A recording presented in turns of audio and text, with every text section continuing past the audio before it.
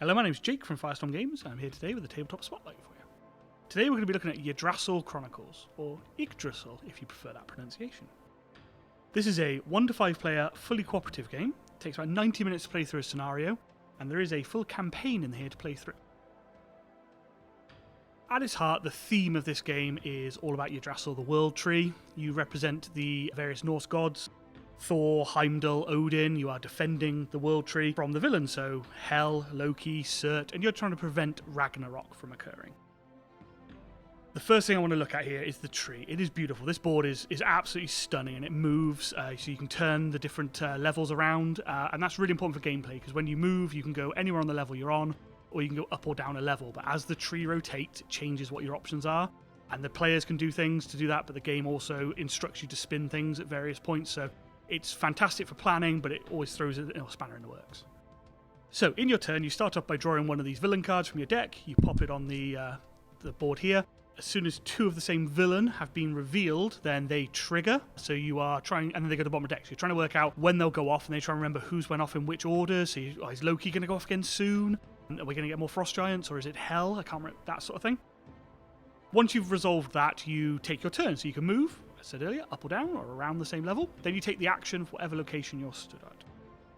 The actions can include gaining resources, so you can gain Vikings or Elf Meeple, you can gain new artifacts, or you can fight, so you can fight some of the deities that are present, or you can fight their minions, so you can fight Frost Giants or Fire Giants. A quick word on the villains. The theme here really comes through. So Loki, as he mischievously jumps around the tree, stopping you taking actions that you want to take, he also spawns Frost Giants, which have abilities of their own to clog up areas so you can't do things you want to do. Whereas Surt, who produces Fire Giants, they are just a hands-down problem that you need to fight, but they're a lot less mischievous than Loki's Frost Giants. Fenrir, up here, is imprisoned, and as he tries to break out of his prison, parts of it will shut off parts of the world tree for you. So they will clog up what you can do, and you need to go and give your own life essence to repair the cage, or you can use special abilities to do it as well.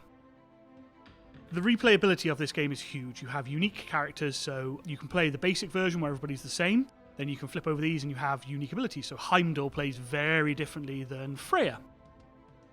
The individual scenarios are different as well. So there's a basic one which you can play. Nidhogg here is the game clock. So as he moves along, that's how long you've got to win the scenario. And here, if you flick through the book, there's a campaign that gets ever more increasingly difficult. And Nidhogg moves along, triggering certain abilities, making certain villains stronger. I absolutely love this game, okay? The presentation of it, the tree is beautiful, the aesthetics, but the iconography, it's something which I really love in games, is when something's very clear, and they've taken the time to really work out where different bits go, so the deck doesn't just sit by the game board, it's actually slotted into this little gap on the tree itself, and it sits in there snugly. The artifacts slot in here as you're looking at what you can purchase for your time. Down here we have the Frost Giants, so how strong is Loki? Well, it depends on how many Frost Giants he's got running around producing problems. So as you can see here, as you take Frost Giants on and spawn them, the number increases, that's how strong things are. As you defeat Frost Giants, they go back onto this track, reducing the strength. It's absolutely brilliant. And one of the really unique mechanics of this game is that you can use Vikings before you roll a dice and Elves afterwards to adjust things, but you automatically succeed at your action. So if you go and fight something, you win, as a god should. But the reason you're rolling these dice is to prevent the negative consequences. So you roll the dice, and the icons here show how much of the negative side of it you prevent, how much damage to yourself you prevent.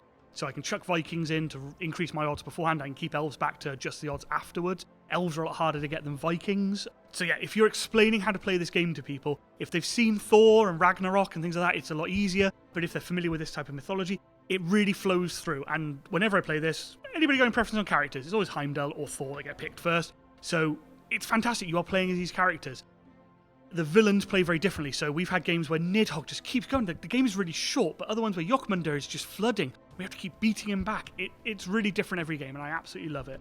The presentation, superb, the almost legacy feel to the campaign, amazing. I can't rate this one highly enough. I played the original version when it came out, and I was a bit dubious when they were doing a revised edition. Can you really improve it that much? Yes. Yes, they can. This game is superb. If you have a group of people that you are going to play a game with repeatedly, this is definitely one you should be looking at. This is fantastic. It's in stock now at firestormgames.co.uk. Links in the description below.